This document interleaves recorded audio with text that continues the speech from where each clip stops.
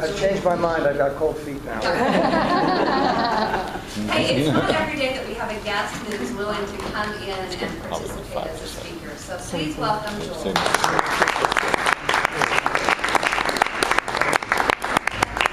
Sure. It's a pleasure to be here. The club that I belong to in Savannah, Georgia is 1/4 this size. So it's great to see such an enthusiastic group. Eric, I'm proud of you to stand up in front of a group of adults like this and make a speech like that. My daughter will be a senior at the Miami. She's here in town if you want to chat with her. She also gives tours at the school, so she can answer any questions.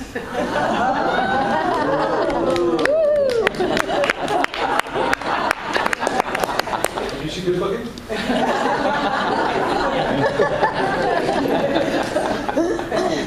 My name is JoelZuckerman. I'm an author and speaker back east.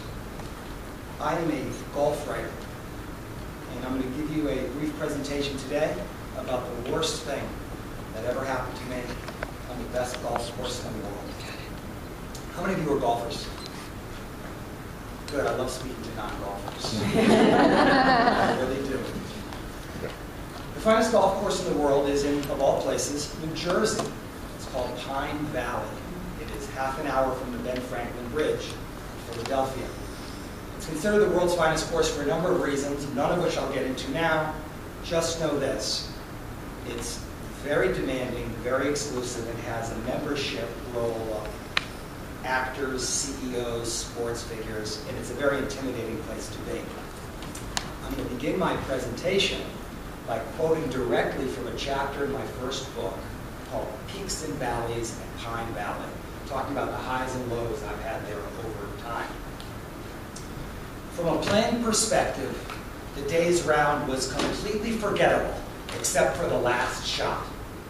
Determined to overcome the weak fade that left me short and right of every green on property, I overcompensated on the final approach and unleashed a vicious full hook that went 30 yards left of the green, through a small stand of trees, into an adjacent parking lot, only coming to rest after detonating the rear window of a late model Mercedes.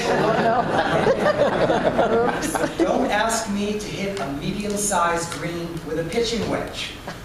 But if you need someone wielding a fairway wood to smash a piece of tempered glass the size of a large bread box from 215 yards away, apparently I'm your man.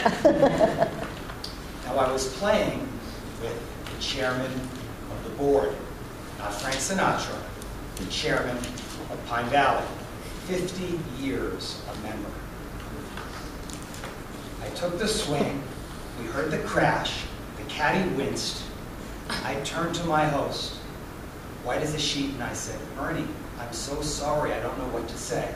And he gave me words of comfort I'll remember to my dying day.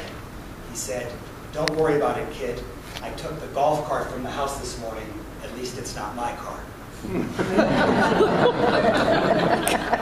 Okay, Ernie, thank you, I guess. So I took the dead man walking, 200-yard walk up to that parking lot. And there was a small crowd gathered. And one fell in front, like this. And before I continue the story, normally when I speak, people know who I am, introductions, etc., etc. I've written for 115 magazines in addition to all my books.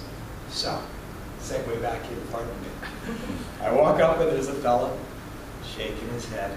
And I walk up, I say, "Mea culpa, it's me, it's my, sorry, it got away from me." And we're chatting for a moment, and I said, "You look familiar, what is your name?"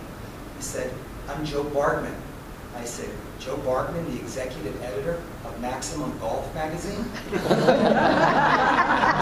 "Yeah." I said, "I'm JoelZuckerman, I work for you." He says, "Not anymore." Park City Toastmasters, it's a pleasure.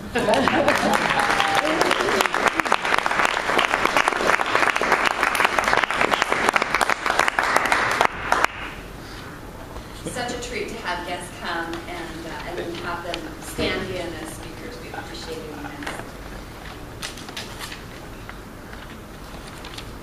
The third truth that Sandra shares in